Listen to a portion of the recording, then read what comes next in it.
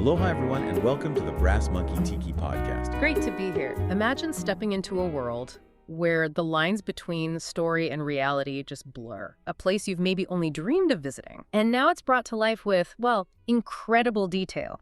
Today, we're setting our sights on a really highly anticipated new addition to Disney World. A place that seems to promise delivery on a long-held fantasy. We're talking about the Beak and Barrel, Magic Kingdom's brand new, bona fide pirate tavern. And this isn't just, another place to eat. No, not at all. It's being billed as this entirely immersive experience. A really exciting port of call, you could say. It's already making some serious waves in the themed entertainment world. Definitely. So our mission today for you is to really unearth the essence of this new venue. We're going to unpack its rich lore, explore the unique drinks and food. Libations and culinary delights, yeah. And ultimately sort of assess the whole experience. Whether you're a seasoned Disney pro or just curious about what's next in themed dining. And our understanding here comes from some pretty detailed descriptions, early insights into the experience. Right, allowing us to go a bit beyond just the surface stuff. Okay, so let's hoist the Jolly Roger, as they say, and set sail into Adventureland. Let's do it.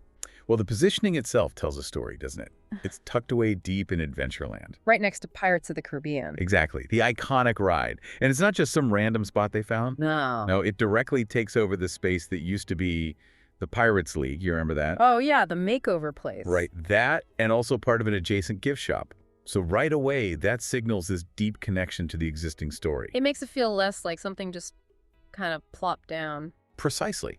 More like something that was always meant to be there, woven right into the fabric of Adventureland. And that's exactly what fans have been asking for, isn't it? I mean, for years. Absolutely. People have wanted a truly immersive lounge inside Magic Kingdom. Something with that storytelling depth you get at, say, Trader Sam's or Oga's Cantina over in Hollywood Studios. Yeah, exactly that vibe. And the Beak and Barrel seems like it's designed to directly answer that call.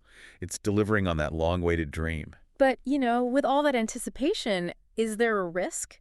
Could expectations be too high? Or has Disney really nailed it this time? That's always the question, isn't it? But I think the official story, the lore they've built, is part of how they're handling that. Okay, tell me about that. So the lore says it was founded by a certain Captain Goldwyn. Okay. And now it's overseen by her, quote, feisty parrot quartermaster named Rummy. Rummy the parrot. I like it. Right. And it's not just a cute backstory. It actually thoughtfully extends the narrative from the ride, from the film. So connects everything. It makes the Beak and Barrel feel like a living, breathing part of that whole pirate world.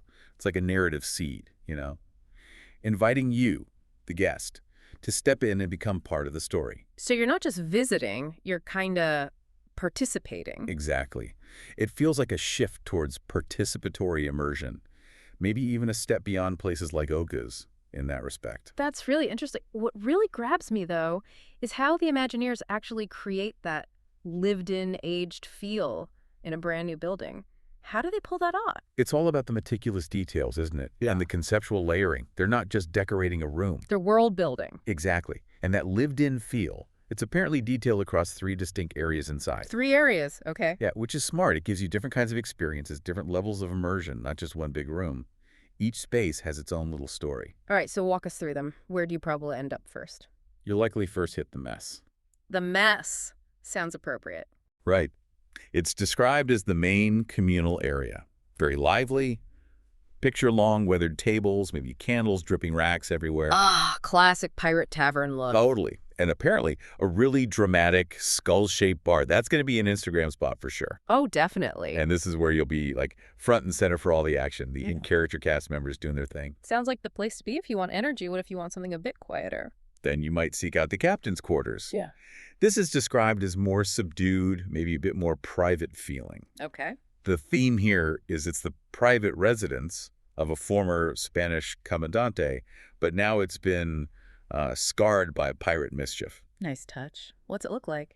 You'll apparently find these intricately carved wooden booths and a fireplace. Cozy. Yeah, and get this. On the fireplace mantle, there are miniature ships in bottles. Cute. But the rumor is they sometimes come to life. Ooh, okay. A little bit of that Disney magic layered in. I love that. Right. It's not just a prop. It's like a little story hook. Makes you look closer. Talk about it. Clever.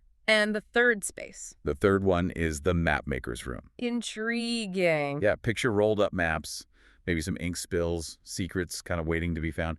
It's all centered around this big, sprawling communal table. Sounds like where they'd plan the next big voyage. Exactly. Feels like a great spot for a group to gather and just soak in that adventurous vibe. The design really seems to tell a story in every single corner, just inviting you to explore. Okay, so we've explored the setting, which sounds absolutely incredible. But, a pirate needs their sustenance. Always thinking about the grub and grog. Naturally. But it sounds like the menu here isn't just an afterthought, it's part of the story, too. Precisely. And what's really compelling is how it seems to go beyond the usual theme park stuff. Like beyond burgers and fries. Way beyond. It's described as a mix of sort of elevated bar food and really creatively themed cocktails. Aimed more at adults. Designed to cater to grown-up buccaneers, as they put it, but still definitely welcoming for all ages. It's blurring that line between just eating and being entertained. Okay, let's talk cocktails. These are a big draw, especially being pre-mixed like at Oga's, but with unique flavors. Tell me about the Salty Seas Margarita. That Ube ingredient sounds wild. Yeah, the margarita, gotta love the spelling. It has Lalo Blanco, tequila, Cointreau, and Ube. Ubi. That's the purple yam, right? Exactly. Gives it this really striking purple color and apparently a subtle kind of nutty flavor. Using Ube definitely shows they're pushing for more adventurous, visually cool flavor profile. It's the exotic Adventureland theme. Perfectly. It's about creating a whole sensory thing that's new but still fits the world. And for the more daring drinkers. Well, there's the Lit Fuse. Sounds dangerous. It's a mezcal-based cocktail, so smoky already. Then they blend in banana, coconut, and smoked chili bitters. Wow. Okay, that is not your standard park drink. Definitely not. Shows a real commitment to maybe more sophisticated tastes or at least more adventurous ones. But here's the one that gets collectors excited, right? The Plunderer's Punch. Ah, yes, the punch. It's a blend of Kraken, black spiced rum, blackberry, and vanilla. Sounds tasty enough. But the key is... The key is it's served in a souvenir pirate skull mug. There it is. The collectible. Exactly. Now, it's going to be premium price, no doubt. But for a lot of people, taking home that skull mug, that's worth the extra loot. It's not just a drink. It's a physical piece of the story. That's a really powerful draw. What about the food, the actual culinary treasures? They also seem to lean into those international flavors. Caribbean, Central American influences. Fits the theme perfectly. Anything stand out as particularly adventurous? Well, they describe the Kraken's catch as the most adventurous dish. Kraken's catch. Okay, what is it? It's a cold octopus salad with olives, peppers, avocado. Octopus salad in Magic Kingdom. Okay, that is adventurous. Yeah, definitely a departure from chicken nuggets.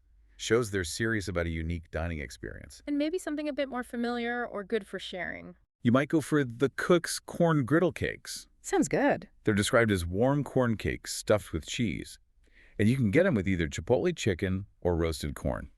Okay, that sounds delicious and definitely shareable. A bit more approachable, maybe. Right. Still elevated, but maybe more universally appealing. And it's really important you mention that it's welcoming for everyone, not just adults. Absolutely critical. Yeah. They have non-alcoholic specialty drinks, too, like the Treasure Trove. Treasure trove. Yeah, and get this, it comes with a vanilla cake plank, a chocolate cannonball, and caramel popcorn. That sounds amazing. Kids would love that. Or, frankly, I would love that. Right. So it ensures everyone in the crew, no matter the age, gets that full immersive feeling. It's not just a bar that happens to be in a theme park. It really reinforces that idea of it being an attraction in itself. Exactly.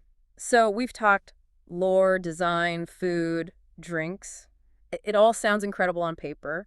But what's the actual vibe like when you're inside? Early reviews seem, well, overwhelmingly positive.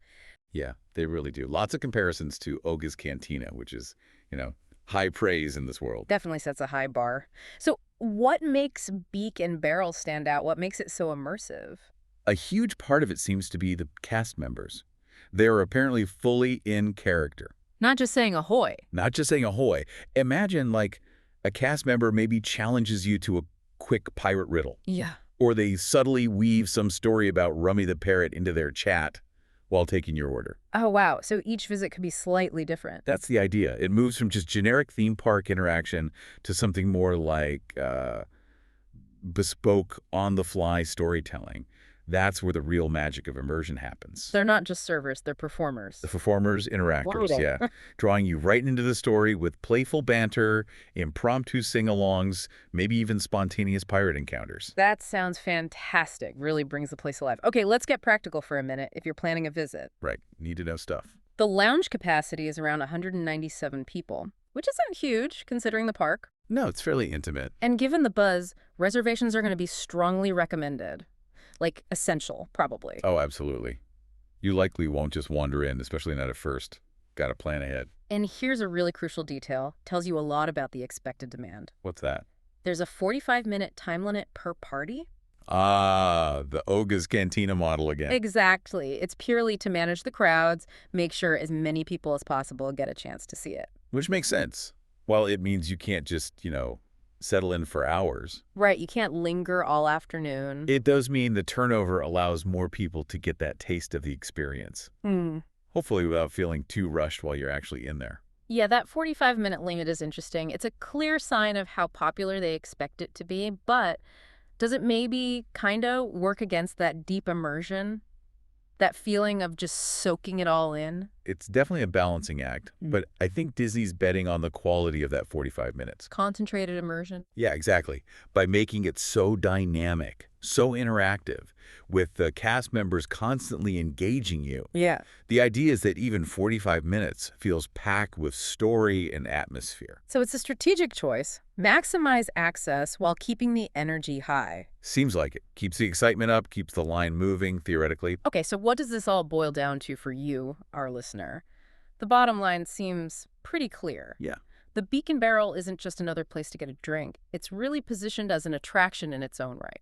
An immersive, energetic, incredibly detailed experience from the moment you step through the door. And if you connect this to the bigger Disney picture. Well, it shows they're still pushing the boundaries of themed dining, right? They're not just building restaurants anymore.